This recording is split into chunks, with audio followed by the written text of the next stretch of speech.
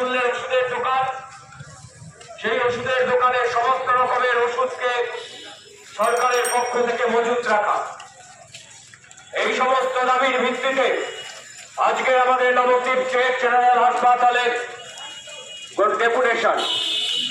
আপনারা জানেন গোটা রাজ্যের শিক্ষা, স্বাস্থ্য, চিকিৎসা সবকিছু দুর্নীতিতে নিমজ্জিত।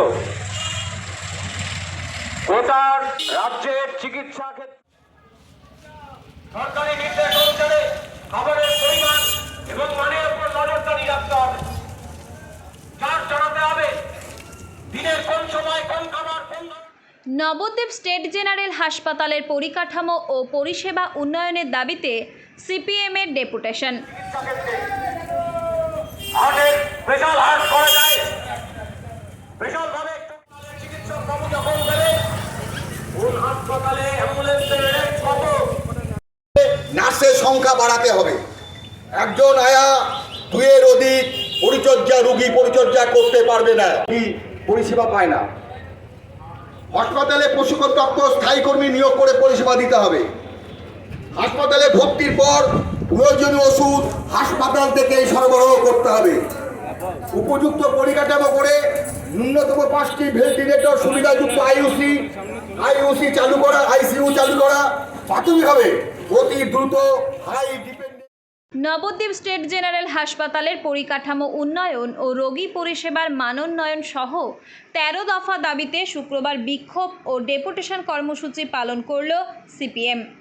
দাবিগুলির মধ্যে ছিল রেফার প্রথার অবসান, সরকারি অ্যাম্বুলেন্স সচল রাখা, বেসরকারি অ্যাম্বুলেন্সের ভাড়া নির্ধারণ ইত্যাদি।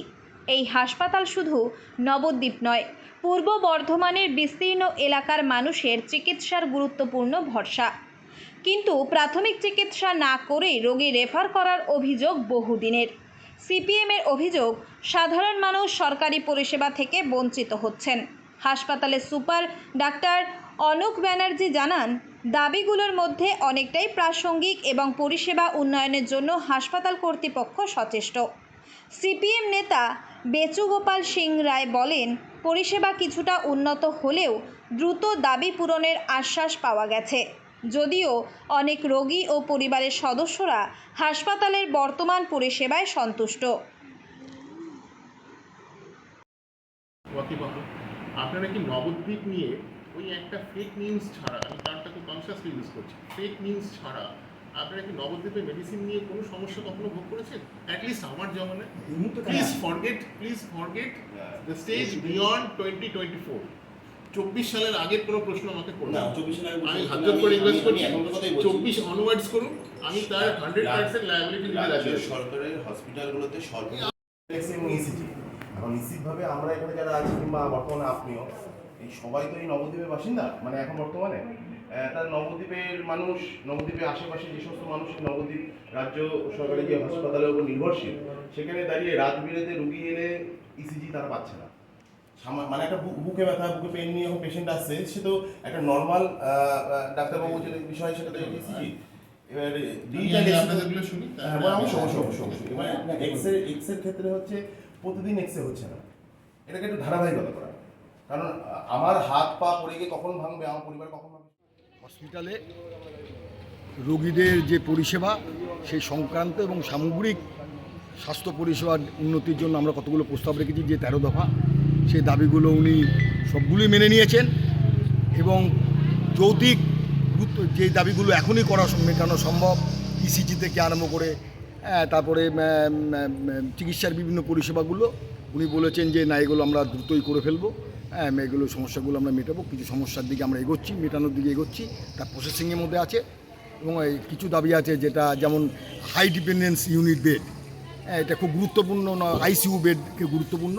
ওনারা বলেছেন না, এটা আমরা সরকারের কাছে প্রপোজাল পাঠাবো এবং এটা যেন হয়, দাবির সঙ্গে একমত। এবং উনি মানে গঠনমূলকভাবেই এই দাবিগুলো সত্যতা মেনে নিয়েছেন এবং উনি আন্তরিকভাবেই উনি চেষ্টা করবেন যে এই পরিষেবা যেন আরও উন্নতি হয়। উনি অ্যাকচুয়ালি ওনারা কিছু বিষয় আমার সামনে বলেছেন, তার মধ্যে কিছু আছে হসপিটালের স্টাফ সমস্যা নিয়ে, কিছু ল্যাবরেটরি রিলেটেড ইস্যুস নিয়ে, কিছু অ্যাম্বুলেন্স রিলেটেড ইস্যুস নিয়ে এবং কিছু লজিস্টিক ইস্যুস নিয়ে। তার মধ্যে আমরা ওনাদের যা যা কোয়ারি ছিল আমরা সেগুলো ওনাদের কাছে এক্সপ্লেন করেছি। কিছু ক্ষেত্রে আমাদের কিছু সাজেশন ছিল, সেগুলো আমরা বলেছি যে হ্যাঁ এগুলো আমরা ভালো চিন্তা করবো, যদি এগুলোর মধ্যে থেকে কোনো কিছু অ্যাপ্লাই করা যায় আমরা অবশ্যই চেষ্টা করবো। ওনারাও সেটাতে সহমত হয়েছে এবং ওনাদের কিছু জায়গাতে ওনারা যে তথ্যগুলো দিয়েছিলেন আমরা সেগুলো রেকটিফাই করেছি এবং ওনাদেরকে জানিয়েছি যে এই মুহূর্তে আমাদের হসপিটাল সেই সব ইস্যুসগুলো নিয়ে কী কী চিন্তাভাবনা করছে এবং আমাদের ভবিষ্যতে হসপিটালে কী প্ল্যান রয়েছে, তাতে আমি আশা করি ওনারা সন্তুষ্ট হয়েছেন এবং ওনারা এটা বলে গেছেন, স্বীকার করে গেছেন আমার কাছে যে হ্যাঁ 24 সালের পর থেকে হসপিটাল ভালো চলছে, তারাও অনেকটা স্যাটিসফাইড। স্টিল ইমপ্রুভমেন্ট সবসময় আরও বেটার হতে পারে। আমরাও চেষ্টা করবো ভবিষ্যতে যাতে হসপিটালটা আরও ভালোভাবে চলে, আরও উন্নতি করা যায়। ভর্তি আছে? আমার মা ভর্তি। কবে ভর্তি করেছে? আমার মা গতকাল ভর্তি হয়েছে সকাল 9:30। কি সমস্যা নিয়ে ভর্তি হয়েছে? তার মাথাটা ঘুরছিল, সেই সমস্যা নিয়ে সে ভর্তি হয়েছে। দিয়ে ডাক্তার দেখেছে? হ্যাঁ, ডাক্তার দেখেছে বা পরিষেবা খুব ভালো পেয়েছি আমি। আচ্ছা, ওষুধপত্র সব হাসপাতাল থেকে দিচ্ছে? ওষুধপত্র সব হাসপাতাল থেকেই দিয়েছে আমাকে। ইভেন এখন আমি এক্সরে করাতে নিয়ে এসেছি, আচ্ছা, হাসপাতালে? হাসপাতালে এক্সরে করাবো। আচ্ছা আচ্ছা। আপনার নাম? আমার নাম তাপস ভট্টাচার্য, আপনার বাড়ি? নবদ্বীপ তেলিপাড়া। হাসপাতাল পরিষেবা কেমন পাচ্ছে? হাসপাতাল পরিষেবা আগের থেকে অনেক ভালো পরিষেবা হয়েছে এখন আমাদের হাসপাতাল। হাসপাতাল নিয়ে আমার কোনো অভিযোগ কিছু নেই। আমার নাম সুদেব মাহাতো, কোথায় বাড়ি আপনার? বিশ্বরাম বা মল্লিকপুর। পূর্ব বর্ধমানের বিশ্ব। হ্যাঁ হ্যাঁ, এখানে কে ভর্তি আছে নবদ্বীপ? আমার স্ত্রী ভর্তি আছে। কবে ভর্তি করেছে? এই তো 3 দিন হলো। কি সমস্যা নিয়ে ভর্তি? স্বপন সমস্যা বলতে গেলে একটা অ্যাপেন্ডিসাইট ছিল। পরিষেবা ঠিকঠাক পাচ্ছেন? হ্যাঁ ঠিকঠাক পাচ্ছি তো, ডাক্তার ভরসা দিয়েছে, সমস্যা নেই। হাসপাতাল থেকে ঠিকঠাক এই ডাক্তার দেখছে? হ্যাঁ, দেখছে। হাসপাতাল থেকে পাচ্ছে? ঠিক। হাসপাতালে পরিষেবা ঠিকঠাক পাচ্ছেন? হ্যাঁ পাচ্ছি।